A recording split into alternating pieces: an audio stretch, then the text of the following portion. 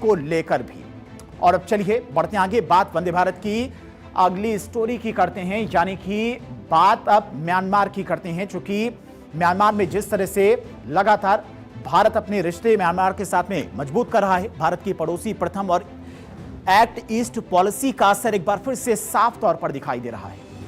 और इसी रणनीतिक सोच के तहत म्यांमार के राष्ट्रपति भारत के दौरे पर आ रहे हैं। और ऐसे समय में जब हिंद प्रशांत क्षेत्र में भू राजनीतिक समीकरण तेजी से बदल रहे हैं, भारत अपने पड़ोसी देशों के साथ में रिश्तों को और मजबूत करने की दिशा में लगातार सक्रिय नजर आ रहा है, लगातार काम करता नजर आ रहा है, ताकि म्यांमार चीन के करीब ना जाए। और इसीलिए भारत लगातार म्यांमार से रिश्ते और मजबूत कर रहा है। दरअसल म्यांमार के राष्ट्रपति यू मिन आंग ह्लाइंग भारत के दौरे पर आ रही हैं। म्यांमार के राष्ट्रपति का यह दौरा सिर्फ कूटनीतिक मुलाकात नहीं, बल्कि व्यापार, सुरक्षा और क्रिटिकल मिनरल जैसे रणनीतिक क्षेत्रों में साझेदारी को नई मजबूती देने वाला कदम माना जा रहा है। और ऐसे में यह दौरा बेहद खास हो जाता है। म्यांमार के राष्ट्रपति 30 मई से 3 जून तक भारत के आधिकारिक दौरे पर रहेंगे, यानी कि 5 दिनों के लिए वो भारत के दौरे पर आ रहे हैं।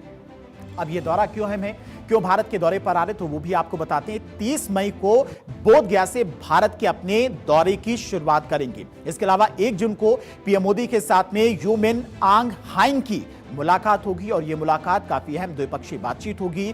दोनों देशों के बीच में संबंधों को और मजबूत करने पर भी बातचीत की जाएगी, साथ ही साथ व्यापार को भी आगे बढ़ाया जाएगा। राष्ट्रपति बनने के बाद यू मिन आंग ह्लाइंग का ये पहला आधिकारिक भारत दौरा है और इस लिहाज से काफी अहम बन जाता है। राष्ट्रपति ह्लाइंग भारत में एक बिजनेस फोरम में भी हिस्सा लेंगे, ताकि भारतीय निवेश म्यांमार पहुंच पाए, भारतीय कंपनियां म्यांमार में निवेश करने के लिए पहुंचे। व्यवसाय और उद्योगों के लिए लोगों से बातचीत और साइट विजिट के लिए 2 जून को मुंबई जाएंगे, यानी कि ये दौरा काफी ज्यादा है। 5 दिनों तक भारत में रहेंगे, जिसमें कई राउंड की बैठकें होंगी। प्रधानमंत्री मोदी से भी उनकी मुलाकात होगी। All issues that form part of the gamut of relations between Myanmar and India will come up for discussion, and our idea would be as to how we take our ties, civilizational ties, friendly ties with Myanmar forward. It lies at the confluence of India's neighborhood first, Act East and Mahasagar policies, and this visit is expected to further strengthen and deepen the multifaceted relations between the two countries.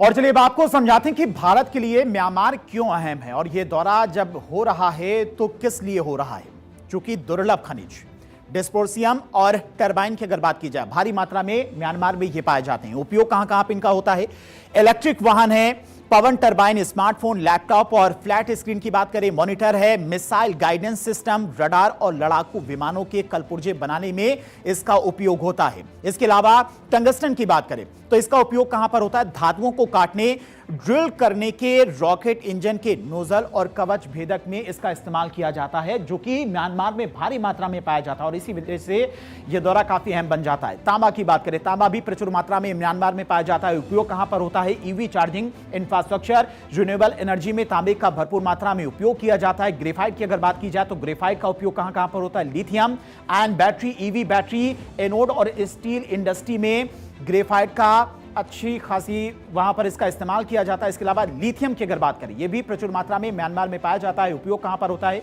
EV battery, mobile battery energy और storage system में इसका इस्तेमाल किया जाता है। और इसी वजह से जब यह दौरा हो रहा है म्यांमार के राष्ट्रपति का भारत का 5 दिन का, तो इन सब मसलों को लेकर भी माना जा रहा है कि जब बातचीत होगी टेबल पर तो इसको लेकर भी एक बड़ी डील हो सकती है। चूंकि प्रचुर मात्रा में क्रिटिकल मिनरल्स म्यांमार में पाए जाते हैं और इस वक्त पूरी दुनिया में क्रिटिकल मिनरल्स को लेकर इस वक्त हाहाकार मचा हुआ है।